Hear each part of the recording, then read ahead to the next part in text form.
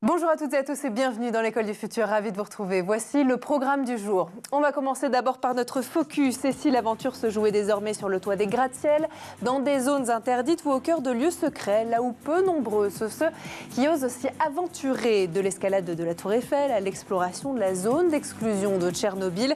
Leurs aventures flirtent avec la légalité et défient les lois de la gravité. Il s'appelle Hit the Road et c'est un duo qu'on vous présente dans un instant. Et puis il a une idée derrière la tech, Benoît Grunewald est avec nous aujourd'hui. Bonjour Benoît. Bonjour Philippine. Très contente de vous retrouver. Quel va être l'objet de votre chronique aujourd'hui? Aujourd'hui, je vais vous présenter le 17 Cyber. C'est un portail d'assistance aux victimes d'arnaques cyber. Merci beaucoup. On voit ça dans un instant avec vous. Et puis c'est notre sujet du jour. Un sujet, vous allez le voir, qui concerne les étudiants, les jeunes professionnels et puis les lycéens aussi. Le TOEIC de plus en plus. Ce test d'anglais est exigé pour entrer dans les grandes écoles ou pour valider un diplôme. Et pourtant, il peut être sacrément intimidant aussi. Alors comment se préparer de la meilleure manière à ce test? Comment allier pratique, immersion et puis méthode moderne aussi, vous allez le voir, pour obtenir les meilleurs résultats possibles à ce test. On en parle avec notre invité parce qu'il connaît très bien le sujet. Xavier Aubert, bonjour. Bonjour. Très contente de vous revoir sur le plateau. Vous êtes le PDG de Go and Live. Vous allez nous en parler dans un instant. On va en discuter ensemble juste après le focus. Ces adeptes de l'extrême s'invitent à travers le monde dans des lieux insolites. Ils s'appellent Paul et Clément de la chaîne YouTube Hit the Road et ils repoussent les limites de l'exploration urbaine en nous emmenant à la découverte d'endroits aussi fascinants qu'interdits. Et en tant que véritables athlètes, ils partagent dans leurs vidéos le goût de l'exploration, du parcours, de la grimpe et de l'aventure. Ils sont notre focus du jour, présenté aujourd'hui par Dylan Kohler. Les amis, bienvenue dans ce camping illégal numéro 3. On est en hamac sur une grue. Non, ce n'est pas un fond vert. On vous explique tout ça. Aujourd'hui, plongeons dans l'univers de Hit the Road, le duo de youtubeurs français qui repousse les limites de l'exploration urbaine. Clément Dumais et Paul RDB sont les visages intrépides derrière cette chaîne YouTube qui compte aujourd'hui plus de 895 000 abonnés. Tout a commencé en 2015 lorsque ces deux amis d'enfance décident de partager leurs aventures en ligne. Leur spécialité, l'infiltration et l'escalade de lieux interdits et difficiles d'accès. Du sommet de la Tour Eiffel au gratte-ciel de Hong Kong, en passant par les profondeurs des catacombes de Paris, rien ne semble être trop grand pour ces deux sportifs de l'extrême. Dès le lancement, leur chaîne YouTube ne tarde pas à exploser. Propulsés par des vidéos à couper le souffle. L'un de leurs exploits les plus marquants, l'escalade du Christ rédempteur de Rio, qui s'est d'ailleurs soldé par leur arrestation. Rien que ça. Mais Hit the Road, ce n'est pas que des défis hors du commun. Les deux vidéastes utilisent leur notoriété pour sensibiliser à la préservation de l'environnement. En explorant des lieux abandonnés, comme la ville fantôme de Pripyat, près de Tchernobyl, ils révèlent la beauté cachée de ces endroits oubliés, tout en rappelant l'importance de les respecter. Il est 4h du matin, c'est l'aube et on s'apprête à infiltrer un radiotélescope de l'ère soviétique abandonné mais gardé avec l'objectif de faire une photo au sommet de la parabole. Souhaitez-nous bonne chance. Oh là là les gars, c'est incroyable. Je suis au top d'un radiotélescope. Je vis un rêve. Athlètes confirmés, Paul et Clément se permettent de réaliser des acrobaties périlleuses dans n'importe quelles conditions et milieux. Vous l'aurez compris, Hit the Road est bien plus qu'une simple chaîne YouTube. C'est une réelle invitation au dépassement de soi et de ses limites. Bien que leurs vidéos ne doivent en aucun cas être reproduites. Depuis près de 10 ans maintenant, leur approche unique mêle adrénaline, découverte et réflexion. Nul ne doute que Clément et Paul continueront d'inspirer leur public à voir le monde différemment. Ne reste plus qu'à savoir à présent si vous ferez partie de la prochaine expédition. Et voilà pour ce portrait, pour ce focus. Autre chose maintenant, comment réussir le TOEIC? Ils sont nombreux à se poser la question. Ce test d'anglais, souvent requis dans le cadre des études supérieures ou alors pour intégrer le monde professionnel, est devenu presque incontournable. Mais face à cet examen, bien sûr, quelles sont les meilleures méthodes pour se préparer? On se pose la question tout de suite avec notre invité dans la première partie du talk. Et donc aujourd'hui à nos côtés pour en parler, Xavier Aubert, PDG de Go and Live. Alors on va peut-être poser d'abord les bases, effectivement, le TOEIC, pour celles et ceux qui ne connaissent pas. Est-ce que vous voulez bien nous présenter les contours de l'épreuve, en quoi ça consiste? Le TOEIC est un test d'anglais qui allie la partie écoute, parler et écrite pour justement déterminer plutôt dans un cadre business, le niveau en langue à la base des professionnels. Et puis, de plus en plus, il est devenu, et depuis de longue date, un test qui est intégré dans les grandes écoles et qui permet justement de valider un niveau. À tester effectivement le niveau un peu différemment des cours Cambridge, du TOEFL. Quelle est la différence par rapport à ces autres tests? Alors, il y a de nombreux tests. Le TOEIC en France est un test qui est très reconnu de longue date. Et justement, il marche très très bien en France. Et il est moins populaire dans d'autres destinations. Mais en France, c'est le test qui est requis effectivement dans des cadre d'admission, de dossiers dans des grandes écoles type HEC, EM Lyon, etc. Et le niveau monte parce que les critères d'éligibilité font que on demande aux jeunes d'être meilleurs puisque l'anglais devient complètement incontournable désormais pour les études. Bon, donc ça devient effectivement de plus en plus important de bien savoir parler anglais, notamment de réussir aussi cette épreuve. Vous, chez Goonly, vous avez développé un programme hybride combinant e-learning, cours individuels et immersion à l'étranger pour justement préparer ces étudiants au TOEIC. Est-ce que vous voulez bien nous en dire plus? Alors, tout à fait, puisqu'en fait, de longue date, on proposait des séjours linguistiques de préparation au TOEIC dans de nombreuses destinations.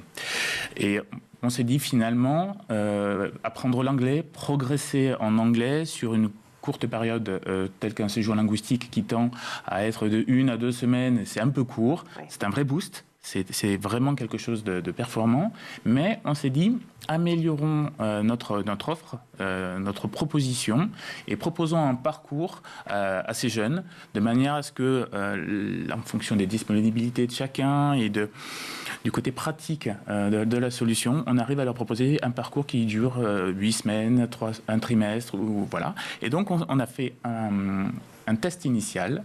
Ensuite, on va faire des cours particuliers, que ce soit en visio ou en présentiel, un accompagnement e-learning, et après, le séjour linguistique, qui est là vraiment la manifestation et le boost final, pour terminer par le passage de l'examen. D'accord, donc ils commencent d'abord chez eux tout ce parcours, et ensuite, effectivement, quelque part, et comme une récompense, ils partent à l'étranger pour pratiquer, parce qu'effectivement, il y a une épreuve orale, notamment dans le TOEIC, et ça, c'est important. C'est exactement ça. C'est-à-dire qu'en fait, on accompagne et c'est quelque chose qui, chez nous, va tendre à évoluer. On va de plus en plus proposer des parcours aux jeunes, que ce soit sur le TOEIC ou peut-être demain, ou d'autres formules.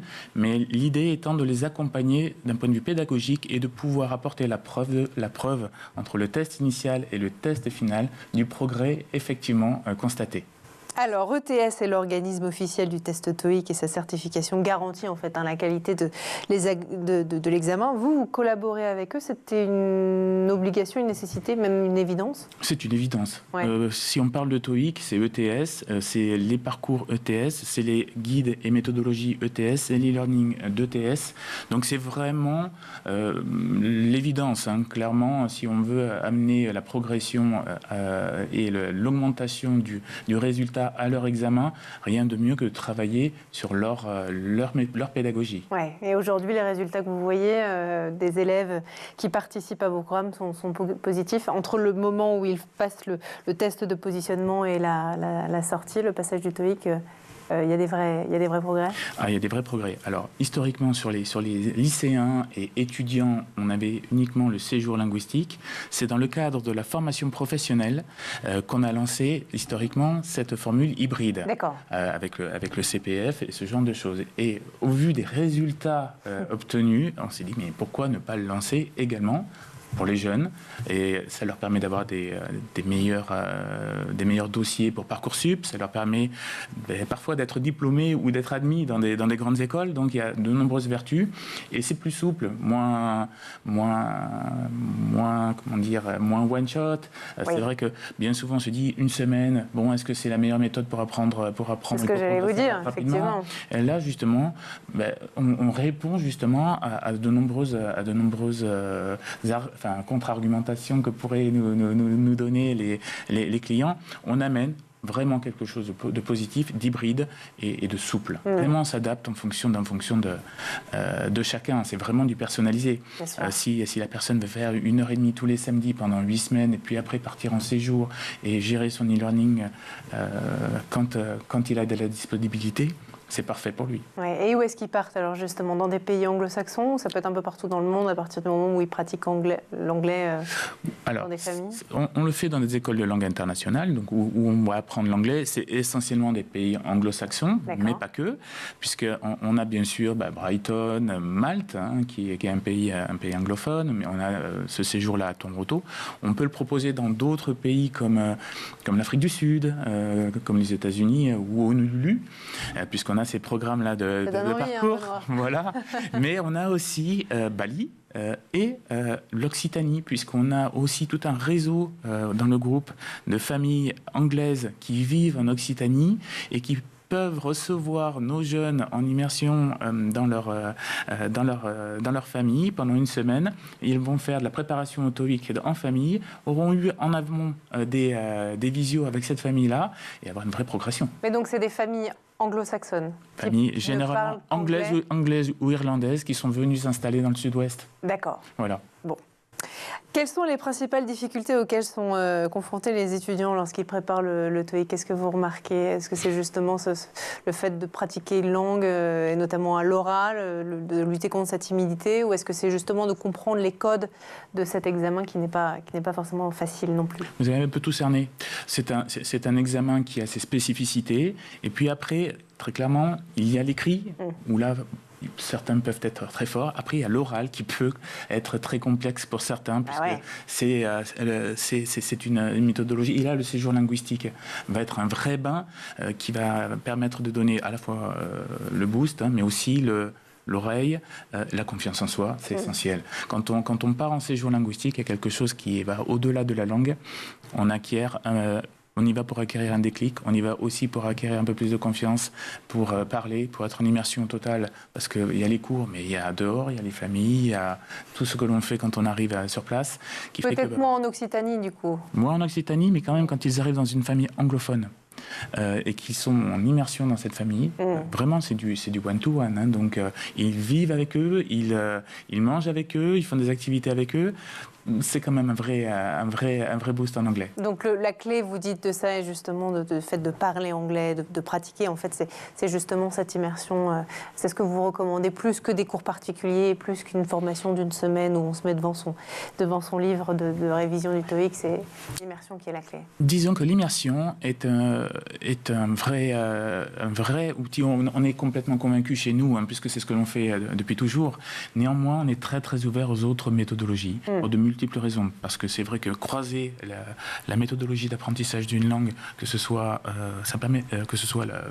le cours particulier, la visio, l'e-learning, ça permet de tester plusieurs choses et de continuer d'avoir un programme relativement volumineux en nombre de cours. Ouais.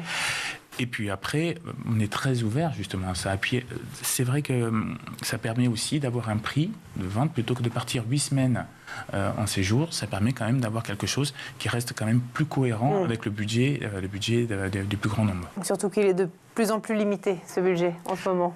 C'est vrai qu'on a tendance en France là, à thésauriser un peu plus. C'est un peu compliqué, voilà. Bon, on va continuer à en parler ensemble dans un instant, Xavier, si vous voulez bien. D'abord, on va faire un petit tour du côté de la planète tech. D'abord, donc, images et vidéos, c'est le Zap et c'est l'œil de Jean Martineau.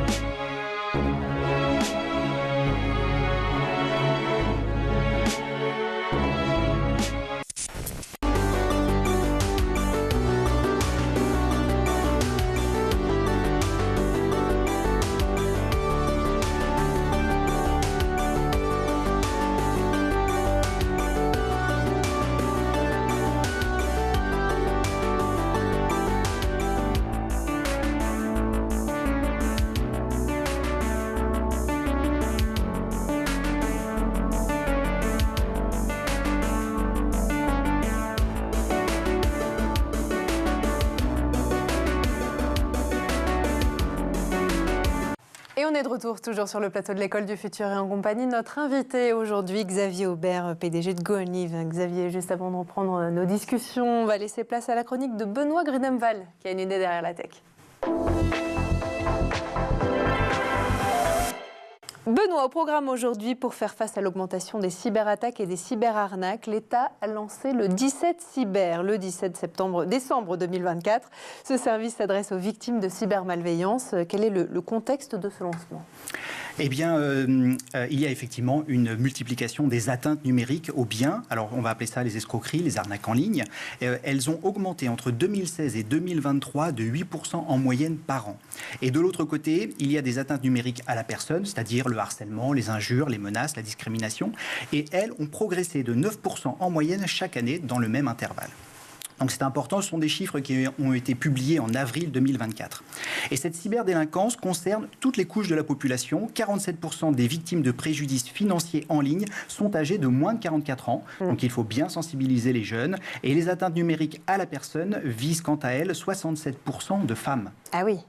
Donc c'est un sujet qui est bien pris par les pouvoirs publics et de nombreux services sont d'ailleurs dédiés à la lutte contre ces atteintes. Bon, alors avant d'aborder cette actualité, est-ce que vous voulez bien nous donner justement quelques exemples illustrant les actions et puis les services en charge de la lutte contre la cybercriminalité en France ? Oui, j'ai trois exemples. Deux sont des offices du ministère de l'Intérieur. La première, c'est l'Office anticriminalité, l'OFAC, qui a été créé en novembre 2023. Et elle participe à des opérations internationales et bien entendu et surtout des opérations sur le territoire national. Et cet office est chargé du traitement des attaques cyber et de celui des activités illicites sur le dark web. La deuxième office, c'est une office qui est très importante également, c'est l'Office mineur de la police nationale, l'OFMIN, et c'est un service d'enquête qui est chargé de diligenter des procédures judiciaires sur des profils de pédocriminels. Donc ceux qui sont le plus à risque, et ça va notamment mener à l'identification des producteurs de contenu, à des investigations sur le darknet et ou des enquêtes sous pseudonyme. D'accord. Et pour terminer, cybermalveillance.gouv.fr, qui est d'ailleurs la pierre angulaire du 17 Cyber. Cybermalveillance a été lancée en 2017 et elle a assisté plus de 1,3 million de victimes. Et parmi ces missions, il y a bien entendu l'assistance, mais également la sensibilisation. Et d'ailleurs, à ce sujet, j'aurais souhaité rendre hommage à Jean-Jacques Latour, le directeur de l'expertise de cybermalveillance, qui est décédé subitement récemment. Et c'est donc un camarade à qui je dédie cette chronique. Merci beaucoup. Le décor est donc planté grâce à vous. On va revenir au 17 Cyber. Quelle est la vocation justement de ce service ? Eh bien, c'est l'équivalent numérique de l'appel au numéro court qui est le 17. Et il est destiné à toutes les victimes d'infractions numériques, à la fois les particuliers, les entreprises, mais également les collectivités. Et c'est une adresse qui est très simple et facilement mémorisable et reconnaissable. C'est le 17cyber.gouv.fr. Et ça évite également, avec le .gouv.fr, les risques d'usurpation. Ça, c'est sûr, effectivement. Et vous nous en parlez régulièrement, Benoît. Alors pourquoi avoir créé un autre point d'entrée pour les victimes d'actes de cybermalveillance ? C'est vrai qu'il existe déjà de nombreux services. Oui, effectivement. Et d'ailleurs, c'est bien l'objectif du 17 Cyber, c'est de rationaliser et puis ensuite de dispatcher les différentes victimes. C'est un guichet unique qui permet aux victimes de comprendre rapidement. Elles vont répondre à un questionnaire et à l'issue de ce questionnaire, elles vont savoir face à quelles menaces elles vont être confrontées et ainsi recevoir des conseils personnalisés. Et surtout, c'est disponible 24 heures sur 24 et 7 jours sur 7. Alors, imaginons que je sois victime. Je me tourne donc vers le 17 Cyber, je réponds aux questions et après la qualification de l'attaque, qu'est-ce qui se passe ?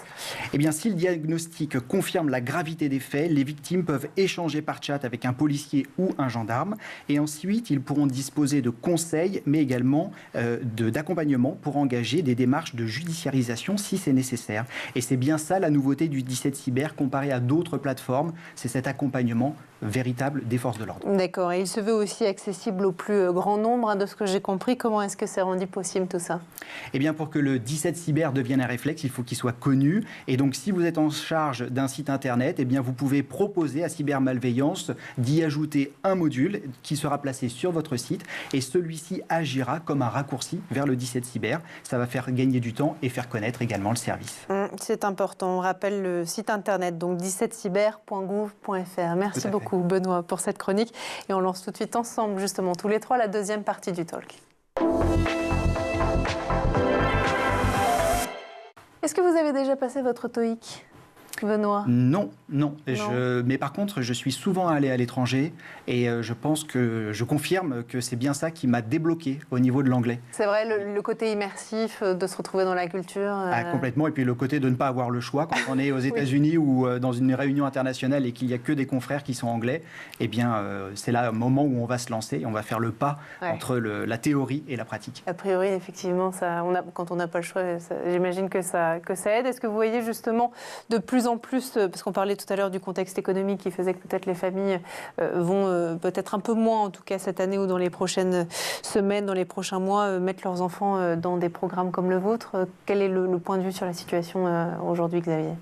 Alors, il y a de multiples raisons qui ont fait que le volume d'activité diminue un petit peu sur les séjours à l'étranger. Il y a eu les Jeux Olympiques cette année en France qui ont été un événement qui a eu de multiples répercussions sur l'augmentation des prix des billets, plein de choses comme ça sur l'organisation à Paris, et puis sur le fait aussi que certains voulaient voir les Jeux. Oui, j'imagine. Mais l'année prochaine, on table quand même sur une augmentation de notre activité.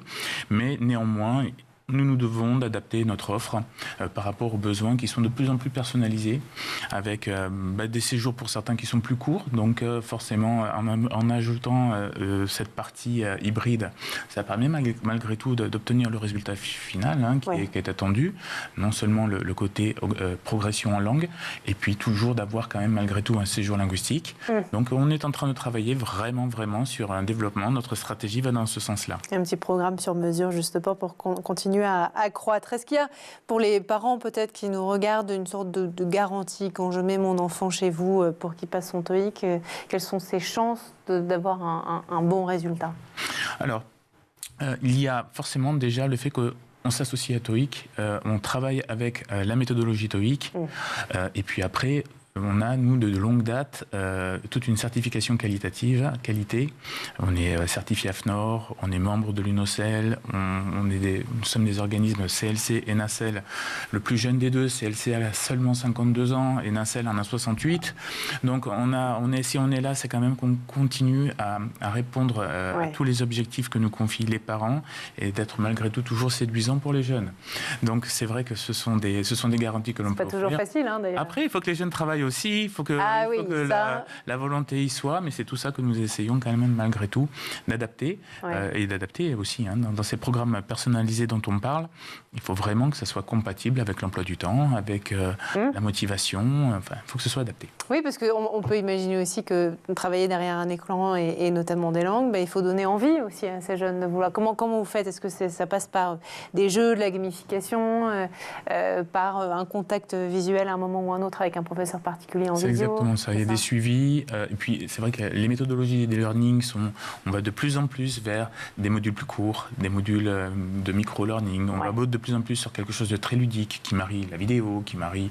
Voilà. Retenir l'attention, ça devient un vrai sujet chez les jeunes comme chez les adultes.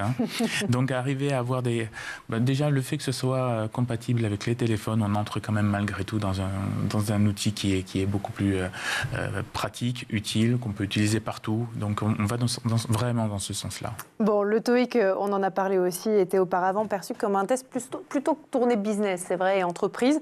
Cette évolution vers l'intégration du TOEIC dans le cursus scolaire des grandes écoles dont vous nous avez parlé tout à l'heure, c'est lié à quoi? Plutôt à l'internationalisation croissante, grandissante des programmes académiques, où c'est vrai que maintenant les jeunes, ils veulent absolument partir à l'étranger, ils n'en ont pas forcément les moyens. Donc, ils choisissent des programmes où la deuxième ou la troisième année a lieu à l'étranger. Est-ce que c'est pour ça? Est-ce qu'il y a d'autres raisons à ça? C'est vraiment... Le TOEIC, c'est de très longue date. Moi, j'ai fait une école de commerce il y a plus de 20 ans et j'ai dû passer le TOEIC pour avoir le diplôme à l'époque. Mais c'est vrai que c'est la référence professionnelle, et donc c'est ce qui est lu aussi par les recruteurs, par les entreprises. Et puis il faut quand même malgré tout choisir un test, parce que s'il y en a 36, comment on établit tiens, celui-là il a tel niveau, celui-là a tel niveau. Oui, c'est donc, clair. Avoir la référence, c'est bien. Donc sur le côté professionnel, et donc quand on parle des étudiants de grandes écoles, c'est dans une vocation de grandes universités, c'est d'aller dans le cadre d'avoir un langage et un référentiel commun avec les recruteurs et les entreprises. On travaille travaille sur la même chose avec Cambridge de plus en plus pour les plus petites classes, les examens de Cambridge pour les collégiens, seconde, première, alors que cette activité de TOEIC va plus être sur les terminales et pour les étudiants. Voilà. Dans le domaine de la cybersécurité, j'imagine, Benoît, que parler anglais, c'est absolument essentiel maintenant. Alors, il y a beaucoup de métiers dans la cybersécurité, mais effectivement, parler anglais est absolument nécessaire, notamment parce que les manuels de référence, alors pas les ordinateurs, mais les serveurs sont bien souvent en anglais. Donc, il faut comprendre ce que l'on va gérer. Et puis aussi, quand on a besoin de faire des recherches au niveau international, quand on s'intéresse à la cybermenace, par exemple, eh bien, les recherches sont bien souvent publiées en anglais. Donc, il faut pouvoir se tenir au courant et donc parler anglais, lire l'anglais et puis le parler si on veut échanger et qu'on va dans des conférences notamment, on va rencontrer ses pairs. Là, l'anglais est essentiel. Ouais, j'imagine.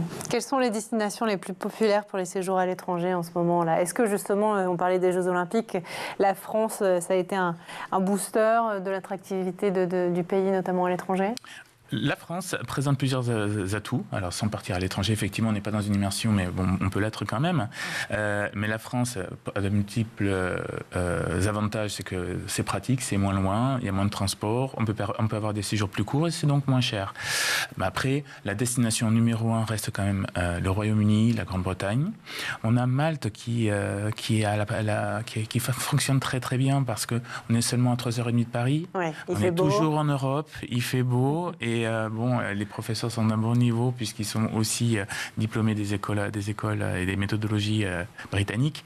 Donc oui, ça va être l'Irlande.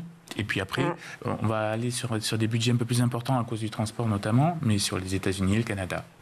Bon, depuis le Brexit, comment ça se passe alors? Parce que vous nous parlez justement du Royaume-Uni. Est-ce que c'est plus difficile justement d'envoyer des élèves là-bas? Alors, le Brexit a eu des conséquences sur le nombre de familles d'accueil susceptibles de pouvoir accueillir nos jeunes. Il y a eu aussi des modifications énormes entre le Covid et le Brexit. On ne sait pas bien à qui attribuer la faute. Mais c'est vrai qu'on a eu derrière un marché qui a une évolution importante de la demande et de l'offre. Donc aujourd'hui, on se réadapte, on reconstruit, on adapte, en fait, on fait progressivement, on construit une offre qui doit répondre au plus grand nombre. Et puis, c'est essentiel de s'adapter, en fait. C'est la loi de Darwin. La loi de Darwin. Alors justement, c'est quoi les prochaines étapes au Goenlive? Alors, on a de nombreuses étapes. On continue à croître puisqu'on a tout ce qui est séjour linguistique, mais on développe de plus en plus d'autres produits. On a au sein du groupe de nombreux séjours éducatifs, des séjours itinérants. On vient d'intégrer une nouvelle société qui s'appelle Nouvelle Vague et qui va permettre de créer des colos et des séjours itinérants en France. On a nos stages sportifs. On a toujours nos colonies linguistiques en France, American Village, qui marchent très très fort. Ouais. Donc oui, on continue de se développer, on adapte de l'offre hybride, on travaille sur des partenariats avec des personnes, enfin des groupes comme ETS, mais d'autres. Que je vous parlais tout à l'heure de Cambridge, on est en train de finaliser quelque chose qui va être dans la même thématique. Donc oui, on travaille beaucoup là-dessus, on s'adapte vraiment. Budget, capacité de l'offre, demande de nos clients, énormément. On doit s'adapter. Plein d'actualités, en tout cas, du côté de votre groupe pour justement permettre aux élèves de pratiquer les langues. C'est important. Merci beaucoup, en tout cas, Xavier, d'avoir été parmi nous aujourd'hui. Je rappelle que vous êtes le PDG de Goenlive. Merci aussi à vous, Benoît, d'avoir été parmi nous aujourd'hui pour cette chronique. Merci à vous aussi de nous avoir suivis. Et puis, comme tous les jours, dès demain, toujours sur School TV, toujours dans l'école du futur. On se retrouve, bien sûr, dès 12h30. Et d'ici là, passez une très bonne journée.